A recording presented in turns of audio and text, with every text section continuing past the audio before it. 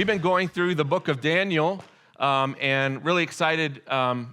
Today we're in chapter 10. So if you have your Bibles or you're using the Bible app, go ahead and turn to Daniel chapter 10. We're going to be there in just a second.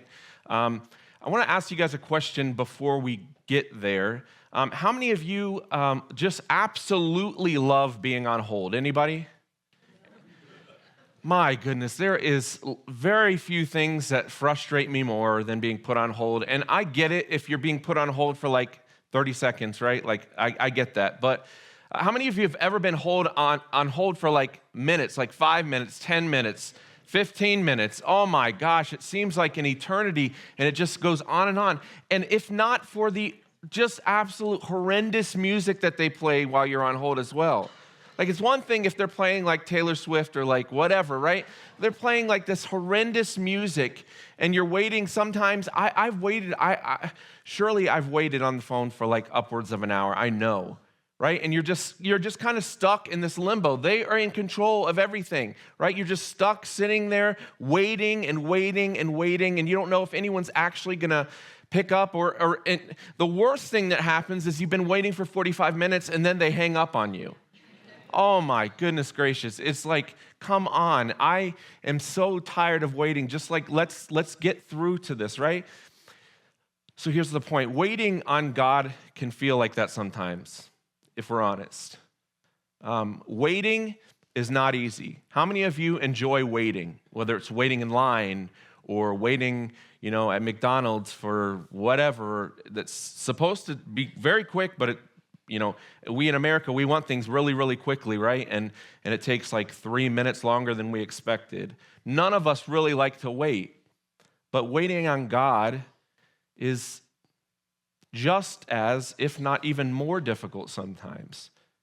Sometimes we've prayed and we've prayed and we've sought God and we've believed that he's going to move. We believe that he's going to intervene in a situation. We believe for healing, whatever the case may be, but all you hear sometimes is silence. Anybody else been there?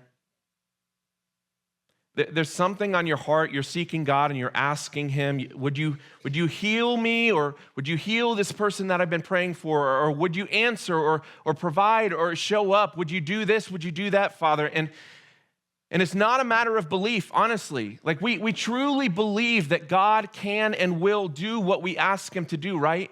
And yet, for whatever reason, he hasn't. And so we keep praying and we keep waiting. And again, this is often very difficult. Maybe you're in this room this morning and you've been praying for a long time for someone's healing. I just talked to someone on the phone this week, someone who attends our church who is really in need of healing, and we've been praying and praying and praying, and for whatever reason, this person is continuing to get sicker even. We've prayed for people who experience financial hardships, things that happen, and it happens to all of us, but difficult things financially, or people that are far from God. Some of you have children or people that you know that are far from God, and you've been praying and praying and praying and praying, and sometimes you just feel like God is he has you on hold, and you're stuck waiting and waiting, right? Maybe you'd admit this morning that's exactly where you are, and you find yourself spiritually discouraged, and maybe you're wondering, God, why haven't you fill in the blank, right? So if you can relate to any of that this morning, and I think this is a message for all of us, but I want to show you something from Daniel chapter 10 that I believe is going to encourage you while you're waiting on God. Before we jump into Daniel chapter 10, I want to give you some context to set this up. Pastor Jim, again, he's been teaching through Daniel chapter 10, but up until this point, if you've been here at church, you know a lot of this stuff that we've been talking about, but Daniel has experienced a lot of crazy things happening in his life, right? He was taken as a young exile to Babylon by King Nebuchadnezzar when he conquered Judah. Daniel then starts to interpret these dreams for King Nebuchadnezzar, including one where he predicted the rise and the fall of his kingdom, and I'm sure that was kind of awkward to talk about, right? And then he survived the fiery furnace, and then, of course, the lion's den, right? And so in chapter 10, we find Daniel is now in his 80s approximately. Don't want to offend any of you, but he's an old man. He's old. And so Daniel's heart is really heavy. He's been praying, he's been fasting, it says, for 3 weeks, seeking God's help and his clarity about what's ahead for his people. And then finally, something happens.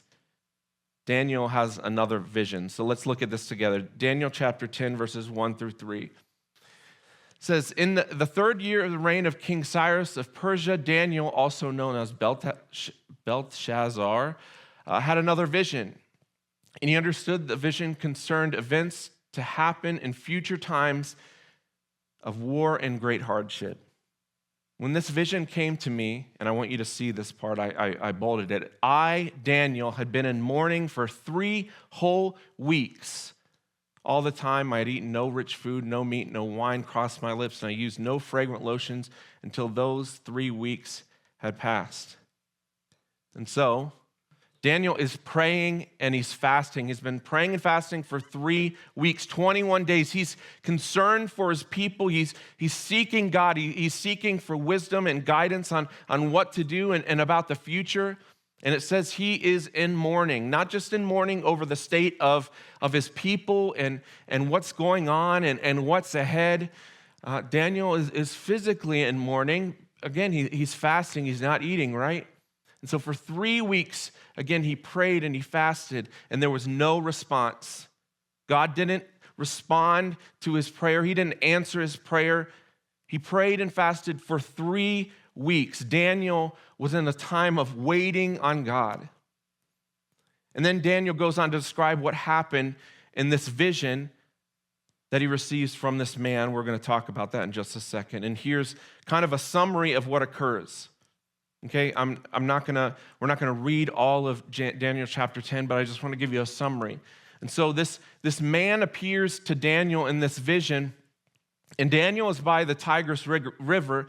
He sees this man dressed in really fine linen, like think about the best clothes possible, right? And it says a belt of gold, and his appearance is so stunning that it completely overwhelms Daniel. He goes on to say that the man's body is like a precious gem.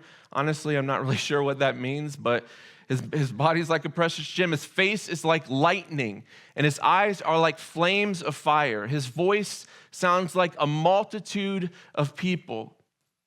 Depending on who you talk to, some scholars believe that this figure, this man, it was actually an angel that was sent by God in this vision, while others believe that this man was actually Jesus. This man in Daniel's vision that he has was actually Jesus that he encounters. But when Daniel sees this vision, he's terrified, and it says that he falls to the ground in shock, unable to stand. And the people that are around him in this vision, they're so afraid that they run away. And so Daniel is left alone on the ground, right? Completely drained of strength. He's not able to speak. And he hears this voice of this man. And he's so shaken that, again, he faints and falls to the ground. And then in verse 10 and 11, something I think is incredibly beautiful that I want us to see. Something happens to Daniel in verse 10 and 11. And I want you to see this. It says, just then, so consider everything I just said, okay? We're skipping to verse 10.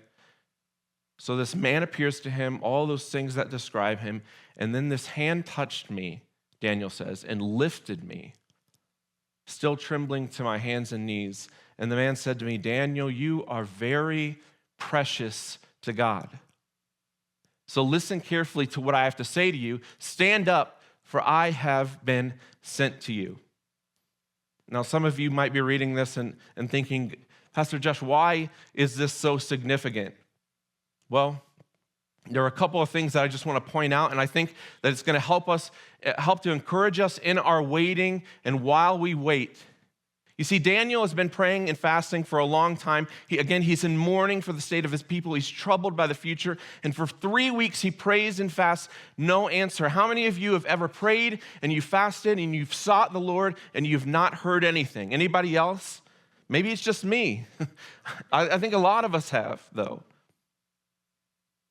You see, Daniel knows that God hears him. He knows that God can answer him. He believes that God will answer him. And yet for 3 weeks, there was nothing, no answer, no response. Then Daniel has this vision. And this man, whether he's an angel or he's Jesus, he says that this man touches him and lifts him. And this is where I don't want us to miss this. It says that he lifts him. Why is this significant? Well, I want us to look at some other scripture to kind of help us see this. 1 Peter 5:6, it says, so humble yourselves, and that's the key, humble yourselves under the mighty power of God, and at the right time, he will lift you up. James 4:10 says, again, humble yourselves in the sight of the Lord, and what? He will lift you up. And so this morning, how does this encourage you? If you're in a season where you are low and you are discouraged and you are frustrated by the lack of movement that's happening in your life, maybe you too have been praying and seeking and trusting and believing, and yet nothing has happened. Maybe you're depressed and you don't see God moving. You don't feel his presence. You're not hearing his voice. Listen, keep praying, keep seeking him, keep humbling yourself before him, for at the right time, he will lift you up. He will lift you up. That's a promise that God makes to us. And not only is he lifting us up, this man then says to Daniel, Daniel, you are very precious to God. You are very precious to God. And goodness gracious, do some of us need to hear this, that you too are precious to God. Some of us feel spiritually defeated and so discouraged that we feel like God's silence means that he doesn't hear us, or even worse, that he doesn't care. Maybe his silence to you indicates that you are too far gone. You've done too many wrong things. You've made too many mistakes. You've walked too far away, and that is just not the case. God, you are precious to God. Don't you know that if you are in him, if you are in God, if you are a believer, if you're trusting in him, you and I are sons and daughters whom he loves. Listen, I want to say this very clearly. I don't care if you believe this or not. He does see you. He does hear you, and he does care. And could it be that in our waiting that we experience God in ways that we otherwise couldn't have? In our waiting, we learn to trust God a little bit more. We learn to lean into him a little bit more, right? God not only lifts us up in our waiting, he is our strength. He is the one who sustains us, but he looks at us and he says, you are precious to me. Do not think that in my lack of answering you right now, that I don't care, that I don't see you, that I'm not concerned with the things that are going on in your life. That could not be further from the truth. That is the enemy. Then in verse 12, this is so cool. Since what? The first day you began to pray. Since the first day you began to pray for understanding and humble yourself before God, like we just talked about, your request has been heard in heaven. Since the very first day that you've prayed, God has heard you. And so what does that mean to us this morning? As you've been praying and praying and praying for your loved ones who are far from him, who need to know him, the very first time you prayed for them, you know that God heard you? The very first time, God heard you. Here's a point I want us to see and really take to heart, that while you're waiting on God, that know that he hears you right away. He hears you right away. Do not think for a moment that God is absent from the situations that we face in this life. Whether you're needing physical healing, whether you're mentally suffering from depression or anxiety, whether you're going through things financially, doesn't matter. God never leaves us or abandons us. He's always with us. And so while you're waiting on God, know that he hears you right away. And that is so powerful to me, that the moment that Daniel started praying, God heard him. And you know what is really cool? The same is true for you and me today. That when you're crying out to God, whether it's for anything that we just talked about, God hears you. Psalm 34:17 says this, the righteous cry out and the Lord hears them. He delivers them from all their troubles. God hears you. Talked to someone this morning this week that told me that they were frustrated because they're just struggling hearing from God. And I think a lot of us relate to that. I definitely don't think that it's specific to this one person. And listen, as we cry out to God, as we just confess, like, God, I want to hear from you. God, I want relationship with you. God, I want to know you more and deeper. God hears our cries. God hears our prayers, every single one of them. I want to continue on in verse 13. This figure, this man, he says this, I've come in answer to your prayer. So Daniel's been praying and praying and praying and praying for 3 weeks, nothing.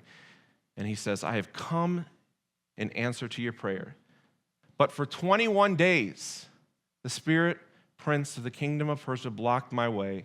Then Michael, one of the archangels, came to help me, and I left him there with the spirit prince of the kingdom of Persia. There's a lot there, and too much time to unpack that, and maybe that's a little bit weird to you, what we just read. I confess it kind of is. But here's the point that I want to make. This angel or Jesus, whoever he is, tells Daniel that he was delayed for 21 days because of this spiritual opposition. There's something going on in the heavenly realms. And I want us to think about this. Daniel's prayer was heard on day 1, but it took 3 weeks for the answer to arrive because there was a spiritual battle happening behind the scenes. So again, my next point I want to make is that while we're waiting on God, know that there is more going on than what you can see. There's more going on than what you can see. Ephesians chapter 6, verse 12, many of us are familiar with this. It reminds us that our struggle is not against flesh and blood, but against rulers, against authorities and powers of the dark world, and against spiritual forces of evil in the heavenly realms. There is a spiritual war going on for our soul right now. That the enemy comes to steal, kill, and destroy. He wants to separate us from God for all eternity. And so when you're waiting on God, it's easy. It is so easy, and I say this from experience. It is easy to assume that God's not listening or that he doesn't care, but delay does not mean denial. Delay does not mean denial. Sometimes the delay is because something bigger is happening, something you can't see, and maybe God is protecting you for something, maybe he's preparing you for something, or maybe there's a spiritual battle being fought on your behalf. I want us to see this. Daniel did not stop praying. For 21 days, he kept seeking God, even when there was no sign of answer. This is the hard part. I'm closing right now, but here we get to the hard part and quite frankly, the frustrating part. And I want to say this respectfully, but sometimes I find, in my relationship with God, and trust me, I'm still growing and I'm still trying to figure out my faith fully, but sometimes I confess that God, I don't understand things sometimes. God sometimes can feel quite frustrating. You pray and you pray and you pray and you're trusting and you're believing for something to happen and it just doesn't happen. And don't miss this. Just because something doesn't happen the way we want it to doesn't mean that God doesn't answer. Sometimes the answer is more waiting, right? And sometimes, though our flesh hates this, sometimes the answer is no. And I don't understand that. I don't understand when I'm praying for people who need healing and it just doesn't happen. I confess to you that I know that God says that he works all things together for the good of those who love him and who are called to his purpose. I understand and I know that. I don't understand all of God's ways. I don't understand why everything happens. I know that we live in a fallen world, and so sin exists, and so sickness exists, and I know all those things. But sometimes, and I struggle with this, and I assume that you guys struggle with this as well. As much as I trust God, and as much as I believe in God, and put my faith and my trust and my hope in him, sometimes I just don't understand. And I think there are a lot of us, maybe in this room this morning, that might be in a season where you've waited, and you've waited, and you've waited, and the answer that you've gotten maybe isn't what you had hoped it would be. Is there anybody else that's experienced that before?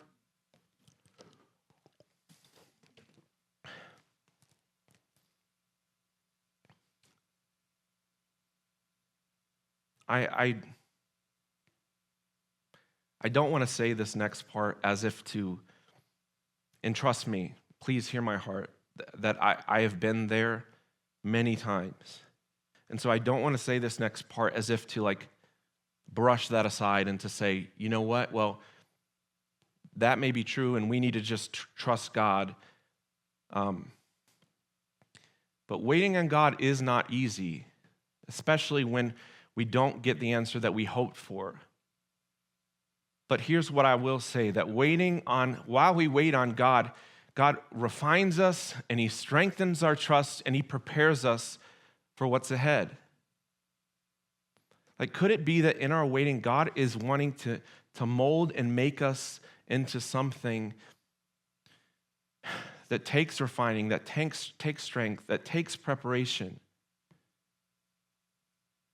The best example that I have to give you from my own personal life is a time where I was, years and years and years ago, praying for my first wife to be healed. She had cancer, and it just didn't happen. And in that moment, I confess to you that I was very confused and very distraught and very frustrated. And it was a moment in my faith that literally, your faith sometimes comes to this path, right, where you could choose to go down one path or the other, right? And I will say that I'm not going to stand here and say that my trust was completely in God, that I fully understood, and I'm not going to say that. And again, I want to be very careful, as if not to say, like, you just need to trust God and just, believe that he is going to work all things together. No, I want to be empathetic to what you and all of us are going through. But I can say this for certain, because of the experiences that I've had, that while I've waited on God, and even in the disappointment of hearing no, even not fully trusting him, I confess, I hope you don't think less of me, but in that moment where that happened, cursing God because of what happened to me. And yet in his love for me, not seeing everything, not seeing the beginning from the end, not knowing what was to come, he lifted me up. He reminded me, Josh, you are precious to me. And he refined me, and he strengthened me, and he prepared me for where I am today. Now, does that erase everything? Of course it doesn't. And I don't want you to think that that's what I mean. It's not. But I can tell you for certain that while you wait on God, even when he says no, he truly does love you, and he truly does work in your life for your benefit. And so while it's tempting to be discouraged and allow the enemy to creep in and say, like, God doesn't love you, he doesn't care about you, he's not nowhere near you, he just, God is, waiting is active, it's not passive, right? So while we wait on God, listen, let's use Daniel. Waiting is just not doing nothing. That's not what waiting is. Waiting is passive, or active, rather. So what did Daniel do? Daniel did what he knew to do.